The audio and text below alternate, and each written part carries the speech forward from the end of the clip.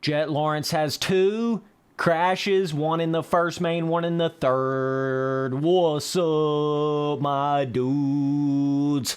Old Jetty Lawrence. So, not only does he have 2 completely full-blown dismount crashes in this 4th round at Anaheim 2, okay, but he also crashed in, what was that, press day, like the last round. Do you guys remember when he came up short on that jump and popped off and looked like he hurt himself a little bit? Point being is, Jett Lawrence has been crashing. Yes, he has next level lightning fast speed. We all know that, okay? But there's a lot more to just having crazy next level speed and technique to winning a full-blown 450 Supercross championship, especially with how stacked it is. I know a lot of people have sort of compared Jett Lawrence in 2024 as kind of being how Sexton was like last year. There may be some truth to that, but what I will say is I don't think you're going to be able to get as lucky as Sexton got last year as far as crashing as much as he did, but also still winning the championship, with Tomac having the fluke, injury where he didn't even crash, and then Webb having that weird fluke thing happen where, Cianciarulo landed on him. By the way, Cianciarulo's injured again. Who is surprised? Tell me something new. Okay. Oh, you gotta love Supercross 666 with the bullshit weird kind of sliding, not really sliding. Oh my god, this game is something. But anyways, it's like one of the only official Supercross games I know of that you can actually play as Jett Lawrence in. So yeah. But I tell you one thing. Jason Anderson certainly looks like he's ready to play. I think this Anderson-Jett Lawrence drama, all that really did was boosted Anderson up a little bit and took Jett Lawrence down a little bit. I think that's all it really did, man. So Jett Lawrence was like literally looked like he was running off the side of the bike on the first lap. I'm not really sure what happened there of that first main event. I don't know. They were kind of talking about it being his start device. I'm not exactly sure what happened there, but if it wasn't his start device, it was certainly Jett Lawrence over jumping. That's kind of what it looked like to me. It looked like he over jumped one of those rhythm jumps and it shot him off to the left where he almost ran into Plessinger, but if it wasn't his start device, it was on him. It wasn't even like somebody else collided with him or got close to him or really anything like that, okay? And then he crashes in the third main event, really close to the end of the race, and the whoops, full dismount, completely wads his shit, flips over in the whoops, gets back up on the bike, and this actually really hurt Jett Lawrence in the overall of this particular race. It took him from being 2nd overall, I think, to like 6th overall. So, Jason Anderson won one of the main events and finished better than Jett Lawrence overall in this race after the drama, which I don't think a lot of people expected that to happen. So that was kind of big. And I believe, is Jett and Jason Anderson tied in points right now, I'm pretty sure. So, this is getting good, boys. Get your popcorn out, get your tea out, you know what I'm saying?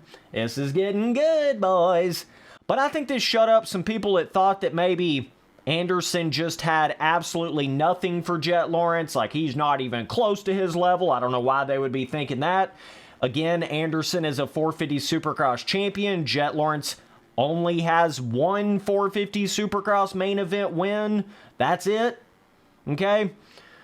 I think Jett Lawrence is going to have to go through the severe growing pains of going to the 450 class. I actually think it turned out to be a bit of a curse, him getting that perfect outdoor season and then coming out there and he just so happens to win Anaheim 1 right away. I really think it got his mind on a bit of a weird level there, like, well, I got these guys covered, I ain't really got nothing to worry about. Then the mutters hit. Then you have something like a Triple Crown hit. I just don't necessarily think that Jett Lawrence is managing this first 450 championship anywhere near like he should be. I think he's just starting to realize the pecking order of, you know, Jett's used to being the most dominant guy out there. He's used to being the fastest guy out there, the best guy out there. Nobody can touch him. And he goes to the 450 Outdoor Series, and it was the same way. He goes to the first 450 Supercross race, and it's the same way, basically, right? But now that everything started to change around and turn around on him a little bit, and he's starting to realize there's more to it than that. You know, you got to really be consistently getting good starts. You got to stay off the motherfucking ground, Jett Lawrence. That's a big element to it, bro. You know, you can have all the talent, all the technique, all the speed in the world. If you can't stay off that ground, I promise you, somebody will beat you in the championship. Somebody will be more consistent than you, whether it's a Webb or a Sexton that's already learned from that, or whoever. Somebody will beat you if you continue to crash and wreck at the rate that Jett Lawrence is doing right now. There's just no question about it. Jett Lawrence is going to have to work for it. He's going to have to earn it. He's going to have to learn people ain't just going to get out of the way for you, bro. And you ain't going to get a perfect start in every main event, bro. You know?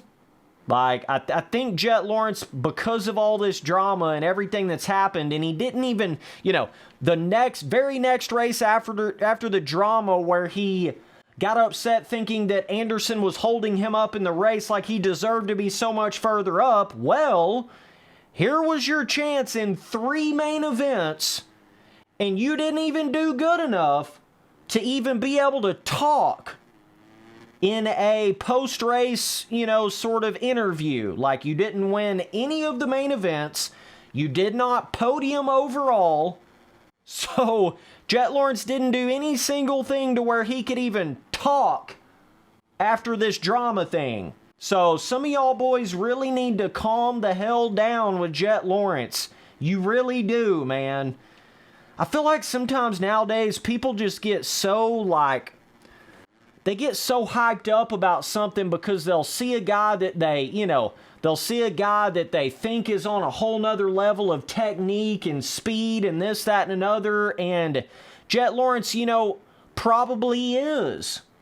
But all I know is right now, that competition ain't no joke. And you're disrespecting the rest of the competition by acting like Jett's just going to go out there and, you know, sweep the field. Like, you're just not, I don't know, you're not respecting how much these other guys have already done in 450 Supercross. Like, I don't give a shit what the hell Jett Lawrence has done in 450 Outdoors and what he did in 250 Supercross. He's going to have to work really hard for this. And he can't be crashing this much, I can promise you. That's always the thing. No matter who you're talking about, it literally don't matter. Deegan, Forkner, Cianciarillo, you know, any of them guys.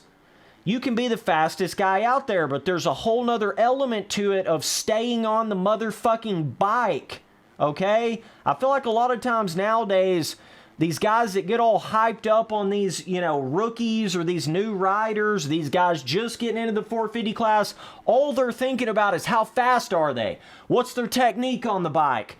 Are they going to be faster than the rest of the guys? When in fact, you should be thinking, can they stay off the ground? Can they be consistent for 17 rounds?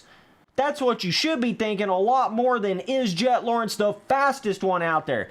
Oh, he's probably faster than anybody out there. He could probably be the fastest one out there. Yeah, that doesn't really matter in a 17-round Supercross series when you crash every round or you crash 2 times in 1 round. It does not matter.